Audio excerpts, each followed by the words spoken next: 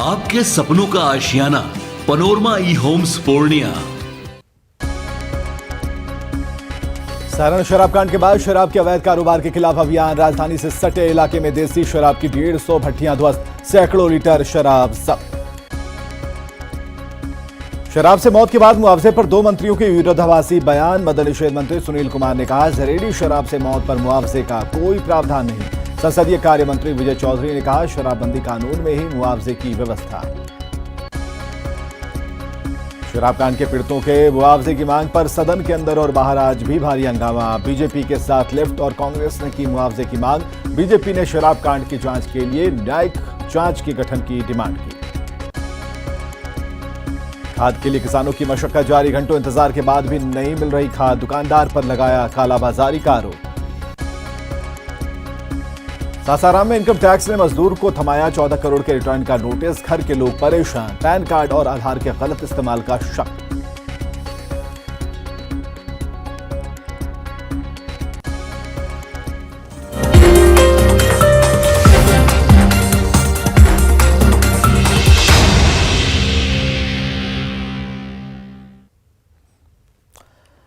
आप देख रहे हैं अपना बिहार और आपके साथ मैं हूं विवेक। शराब से लगातार मौत के बाद प्रशासन एक्शन में है। पटना के आसपास के इलाकों में विशेष अभियान चलाया जा रहा है और 150 से ज्यादा भट्टियां ध्वस्त कर दी गई हैं।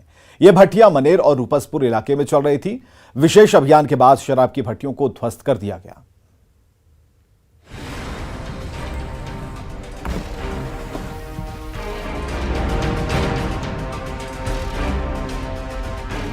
ये तस्वीर डरावनी है। जिंदगी पर भारी है, बावजूद लोग ना डर रहे हैं ना जिंदगी से प्यार कर रहे हैं। बेखौफ होकर हलक के नीचे जहर ले रहे हैं और जिंदगी खत्म करने में लगे हैं। शराब से मौत से कोहराम मचा है।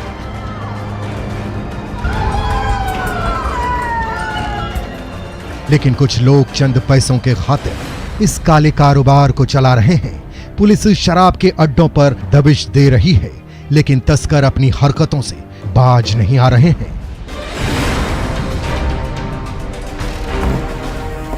दानापुर से सटे मनेर के रामपुर दियारा की यह तस्वीर है, जहां पर शराब के अड्डे पर पुलिस की टीम ने दबिश दी है।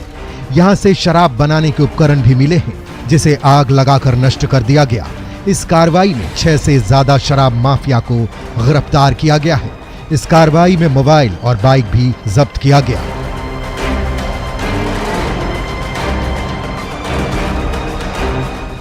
दानापुर के रेलवे स्टेशन के पास रूपसपुर में देसी शराब के खिलाफ पुलिस ने बड़ा अभियान चलाया, जिसमें भारी मात्रा में देसी शराब बरामद हुआ। शराब के धंधेबाजों ने जमीन के अंदर शराब की भट्टियां बना रखी थी और भारी मात्रा में जाबा महुआ को छिपा कर रखा था, ताकि पुलिस को इसकी भनक ना लगे। लेकिन पुलिस को जैसे ही इसकी भनक लगी, रूपसपुर थाना पुलिस से पहले फुलवारी शरीफ थाना पुलिस मौके पर पहुंच गए,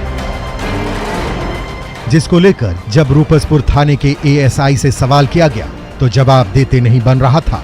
हालांकि इस कार्रवाई में किसी धंधेबाजों की गिरफ्तारी नहीं हो सकी, लेकिन तस्वीरें आंखें खोलने वाली है कि राजधानी पटना में ही किस कदर शराब माफिया बेखौफ है और धड़ल्ले से अपने धंधे में लगे हैं।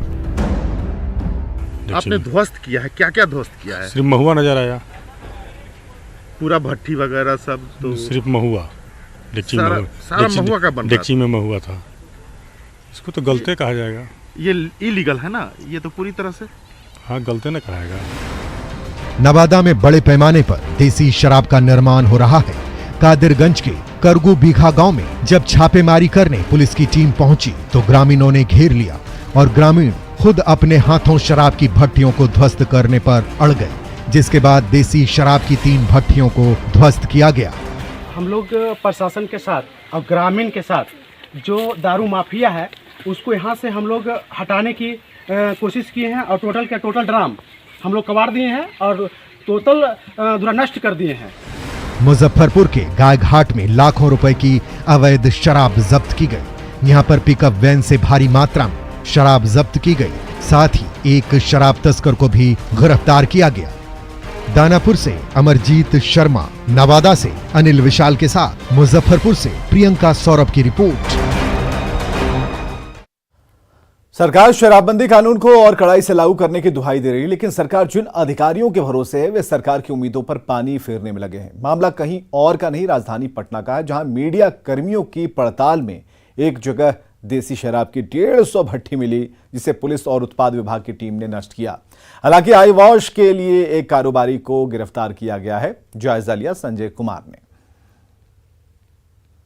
जिस तरीके से यहाँ पर देखिए चारों तरफ प्लास्टिक है और शराब के ड्रम हैं, तो इससे ये पता चल रहा है कि बड़े पैमाने पर यहाँ पर शराब का निर्माण किया जा रहा था। और ये तस्वीर बताने को काफ़ी है कि पटना में, राजधानी पटना, मुख्यमंत्री नीतीश कुमार का ड्रीम प्रोजेक्ट है और कितनी दुर्गंध आ रही है यहाँ पर, हमें खड़ा होना भी यहाँ मुश्किल हो रहा है।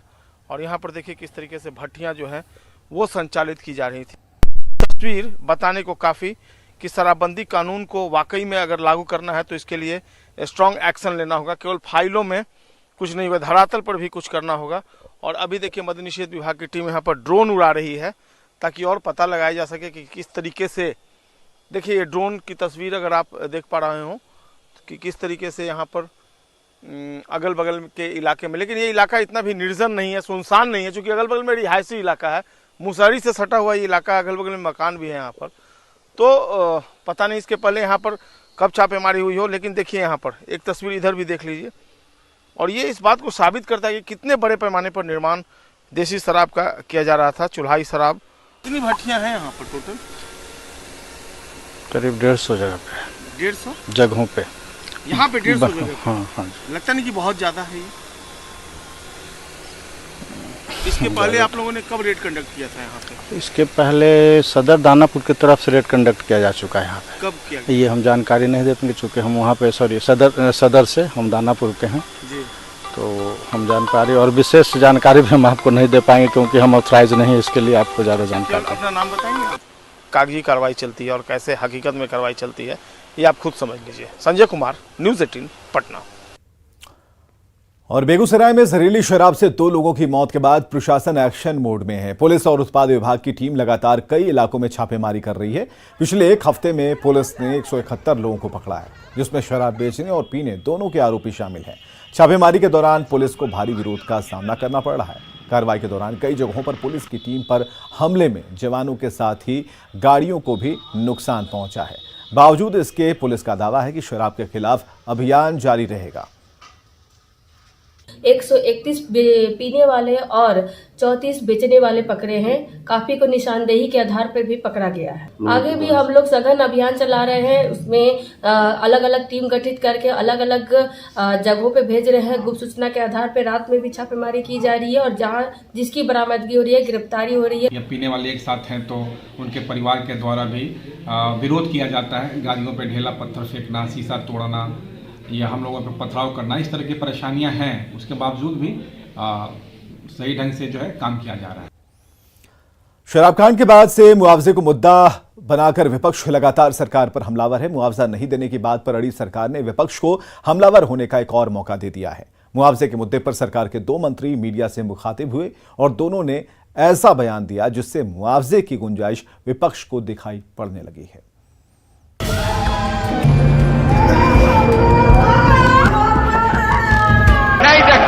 ले लीजिए, तुरंत मौत की जांच के लिए न्यायिक जांच आयोग गठित की जाए। शराब कांड पर सियासी शोर और मुआवजे पर महाभारत।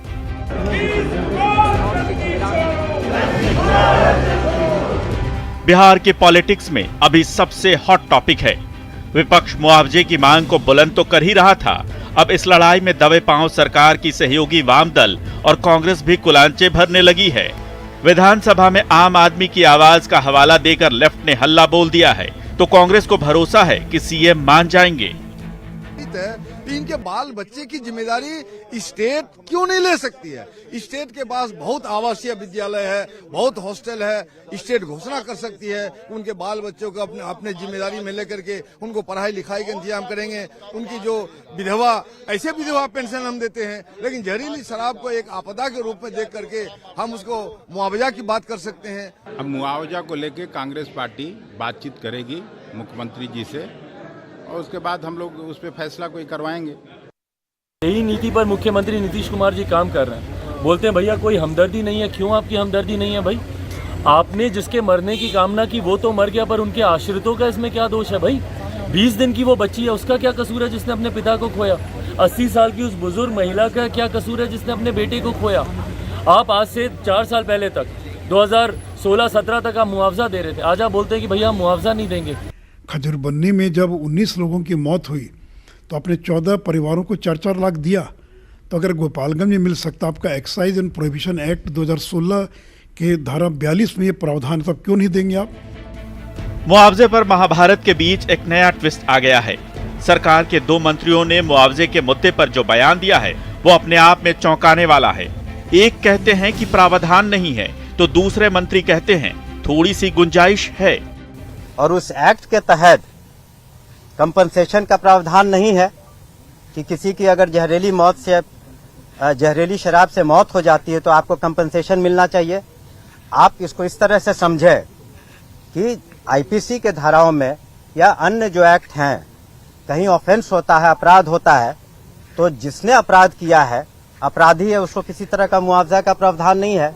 और सरकार ने तो कानून में मुआवजा किससे और कैसे वसूला जाएगा इसको भी नीतीश सरकार ने साफ कर दिया है।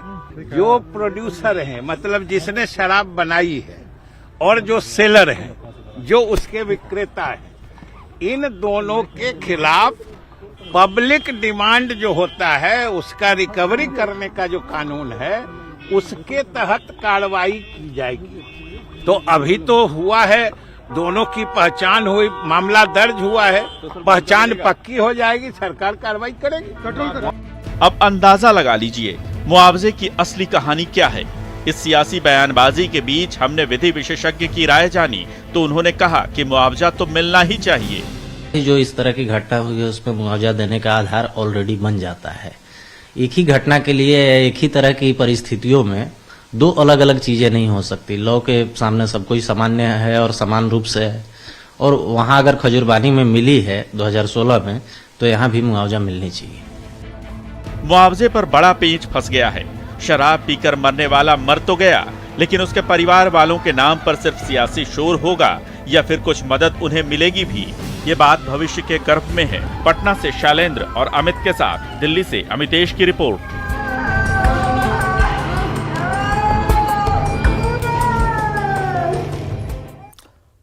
बिहार विधानमंडल का शीतकालीन सत्र हंगामे की भेंट चढ़ गया। 5 दिनों में के सत्र में ना तो विकास पर चर्चा हुई, न बदहाली पर चर्चा हुई। शराब कांड, मुआवजे की मांग और लॉ एंड ऑर्डर पर शोर के बीच सेशन का द एंड हो गया।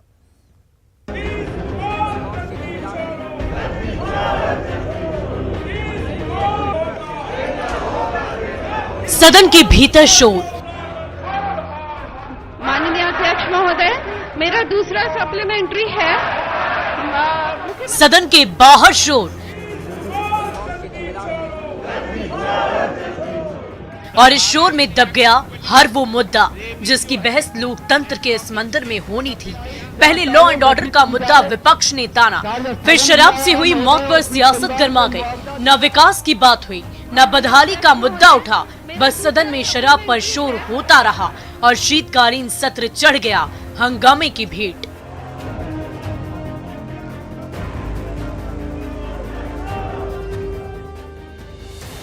पहले दिन यानी 13 दिसंबर को कानून व्यवस्था के मुद्दे पर विपक्ष ने हंगामा किया, तो दूसरे दिन 14 दिसंबर को शराब कांड को लेकर हंगामा शुरू हो गया और इसके बाद 15 दिसंबर, 16 दिसंबर और 19 दिसंबर को भी इस मुद्दे पर भारी हंगामा हुआ।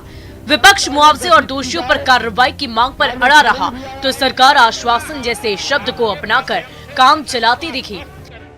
छपरा में जहरीली शराब से हुई सैकड़ों मौत की जांच के लिए न्यायिक जांच आयोग गठित की जाए, कार्य स्थगन भी आया है महोदय, और पीड़ित परिवार को मुआवजा दी जाए। अगर शराब कांड में वो संलिप्त होगा या शराब का कारोबार करता होगा तो सरकार उस पर सख्त कार्रवाई करेगी। आप सारी सूचना ले लीजिए।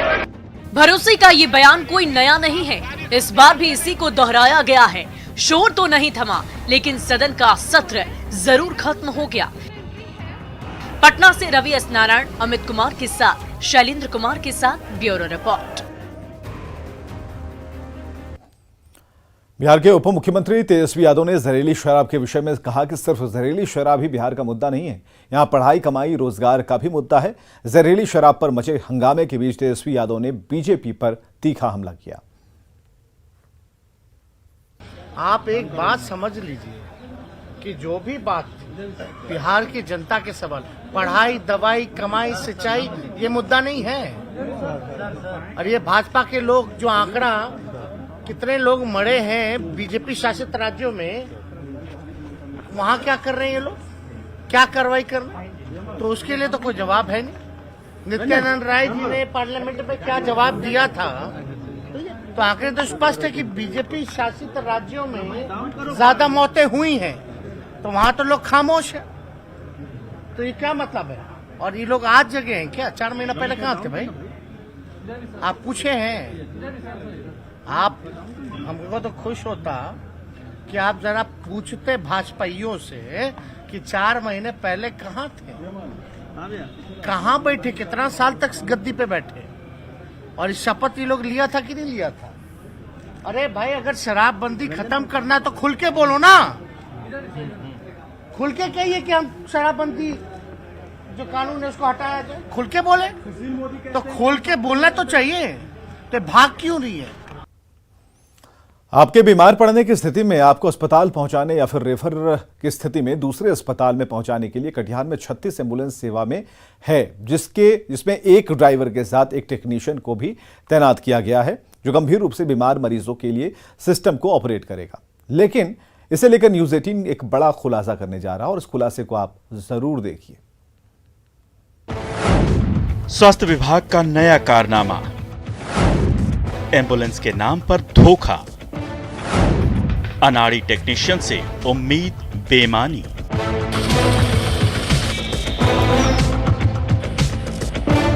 कटिहार में खड़ी इन चमचमाती एम्बुलेंस को देखकर आप सोच रहे होंगे कि स्वास्थ्य व्यवस्था सुधर गई है। आपात स्थिति में आपको सरकारी एम्बुलेंस और प्राथमिक इलाज की सुविधा समय पर मिल जाएगी। तो जरा इस खबर को देख लीजिए, क्योंकि स्वास्थ्य विभाग के अधिकारियों ने आपको धोखा देने की पूरी व्यवस्था कर रखी है। मशीन तो सर उसके बारे में नहीं जानकारी है, ये तो सर वही है चेस्ट बेचने वाला। अच्छा, मशीन कौन कौन जानकारी नहीं है? जी नहीं सर, एक शिफ्ट होगा क्या सर मेरा। अच्छा, तो ये इससे क्या क्या काम होता है पता है? किससे? जी नहीं सर, इस बारे में पता नहीं है। और नौबत भी नहीं है सर, ये ऑक्सीजन माने नौबत आ जाएगा, रोगी अगर ये तो एडवांस है, तो अगर रोगी आ जाएगा तो क्या कीजिएगा? अगर आ जाएगा तो सर तो लगाना है ये नहीं सर, तो लगाना आएगा तब नहीं लगाइएगा। जी सर। जी हाँ, तो कटिहार में सरकार ने लोगों की सेहत सुधारने के लिए 36 एम्बुलेंस दी है, जिसमें कई एडवांस्ड सुविधाओं से लैस हैं। लेकिन एडवांस सिस्टम को ऑपरेट करने वाले टेक्नीशियन का सच भी आपने सुन लिया है, जिन्हें सिस्टम की ABCD तक मालूम नहीं है, क्योंकि स्वास्थ्य विभाग के अधिकारियों ने फर्जीवाड़ा कर मोटी रकम ऐंठ कर ऐसे ही लोगों को नौकरी रेवड़ियों की तरह बांट दी है। क्या नौकरी पाने के लिए कुछ पैसा भी देना पड़ा? जी सर। कितना? 160 लिया है। क्या 160 क्या? 1,60,000। क्या बोला वो? बोला पैसा लगता है, करेगा तो ठीक है, कर लो, पैसा लगेगा इतना। कहाँ से पैसा लाए? वो अपना पास रखा हुआ था कि कुछ जमीन उन बेचे, कर्जा उर्जा लिए? कर्जे उर्जे सर दिए हैं। यानी अनुभवहीन होने के बावजूद घूस देकर नौकरी कर रहे एम्बुलेंस पर ऐसे टेक्नीशियन से आप आपात स्थिति में बेहतर सुविधा की उम्मीद ना ही रखें तो बेईमानी नहीं होगी। हालांकि अस्पतालों की शोभा बढ़ा रहे इन एम्बुलेंस को लेकर अब जिले के DM सिविल सर्जन से जांच कराने की बात कह रहे हैं। कि जितने भी टेक्निकल स्टाफ हैं उनकी डिग्रियों की जांच संस्थानों से कराई जाए, और पैसे लेकर के अगर बहाली हुई है ऐसी जानकारी आपके कैमरे में है तो उसकी भी जांच करा करके, और अगर ऐसा हुआ है तो उस पर हम लोग कार्रवाई करेंगे। ऐसे में सवाल उठता है कि अगर एम्बुलेंस में किसी मरीज को एक स्थान से दूसरे स्थान तक ले जाने के दौरान कोई बड़ा हादसा हो जाए तो इसकी जिम्मेदार कौन होगा? सुब्रत, न्यूज़ 18 कटिहार। पटना पुलिस ने साइबर क्राइम के बड़े गिरोह का खुलासा किया है। यह गिरोह क्रिकेटर महेंद्र सिंह धोनी के नाम पर एक फर्जी अकाउंट बनाकर फर्जी तरीके से लोगों से ठगी करता था। पत्रकार नगर थाना क्षेत्र में पुलिस ने इस गिरोह के 5 अपराधियों को गिरफ्तार किया, जिनके पास से 1,40,000 रुपए कैश, लैपटॉप और मोबाइल बरामद किए गए। गिरोह के तार दिल्ली और छत्तीसगढ़ के अंबिकापुर से भी जुड़े हैं। ये गैंग कभी फाइनेंस के नाम पर तो कभी लॉटरी के नाम पर लोगों को अपनी जाल में फंसाता था। फेक वेबसाइट्स बनाते थे। फेक वेबसाइट्स बना के ये लोग जो फ्रेंचाइजी देने के नाम पे या फिर जो मास मैसेजेस होते हैं लोगों को भेजते थे कि आपके इंश्योरेंस टूटने वाला है या फिर आपका ये बैंक का लोन आपके नाम से आ गया है, तो लोग इनसे संपर्क करते थे। तो अपने आप को एक कंसल्टेंट बता के अपना आईडी देते थे, गूगल पे के अकाउंट्स देते थे, पेटीएम के अकाउंट्स देते थे और पैसा ट्रांसफ़र करा के और तुरंत इस वेबसाइट को ये लोग हटा देते थे। सासाराम में एक मजदूर करोड़पति बन गया और उसे इस बात की जानकारी तक नहीं थी, और जब जानकारी हुई तो होश उड़ गए, क्योंकि आयकर विभाग ने करोड़ों के लेन देन के मामले में मजदूर मनोज यादव को 14 करोड़ रुपए आयकर रिटर्न भरने का दोषी ठहराते हुए नोटिस भेज दिया। मामला करगहर थाना क्षेत्र का है। पेशे से मजदूर मनोज यादव का कहना है कि वो रोजी रोटी के लिए कई राज्यों में कमाने जाता है, जहां उसके पैन कार्ड और आधार कार्ड का दुरुपयोग किया गया और फर्जीवाड़ा कर किसी ने उसके नाम पर करोड़ों का लोन ले लिया, जिसकी भनक नहीं लगी। और जब आयकर विभाग ने इससे 14 करोड़ रुपए आयकर रिटर्न भरने के लिए नोटिस भेजा है, और इसके बाद अब ये मजदूर और उसके परिजन परेशान हैं। अब ये तो मेरे को नहीं मालूम है कि बोले थे कि करोड़ होता है तब नहीं जीएसटी भरिएगा, ये वो फलान चिलान। तो कितना रिटर्न भरने के लिए वो लोग आए थे? ये कितना बोल रहे थे? करोड़ के ऊपर बोले थे। अब करोड़ कितना करोड़ उतना भी समझौता मेरे पास ना हुआ, ना वो मुंह खोल के बोले कि कितना का है। आपको एक नोटिस भी दिया है वो लोग? जी। नोटिस में क्या है? नोटिस में लिखा हुआ है, मेरा नाम लिखा हुआ है, पैन कार्ड से अथी लिंक है। हाँ। उसमें राशि भी लिखा गया है कि कितना का राशि? नहीं, उसमें राशि नहीं लिखा है। मतलब करोड़ों रुपया के बता रहे थे कि आपको इनकम टैक्स जमा करना है। बिहार के डीजीपी राजीव कुमार सिंघल का आज कार्यकाल समाप्त हो गया, और इस मौके पर पटना के बीएमपी स्टेडियम में एक भव्य समारोह का आयोजन हुआ। उन्हें विदाई दी गई और इस मौके पर पुलिस मुख्यालय के सभी बड़े अधिकारी मौजूद थे। विदाई समारोह में सम्मान के बाद उन्होंने कहा कि जो काम करने का अवसर उन्हें मिला उसे उन्होंने किया, हालांकि कुछ ऐसे भी काम हैं जो निश्चित तौर पर अधूरे रह गए। एसके सिंघल ने नए पुलिस महानिदेशक आर.एस. भट्टी को भी बधाई दी। लेकिन मैंने बहुत सोच विचार करके आगे देखिए जोहार झारखंड।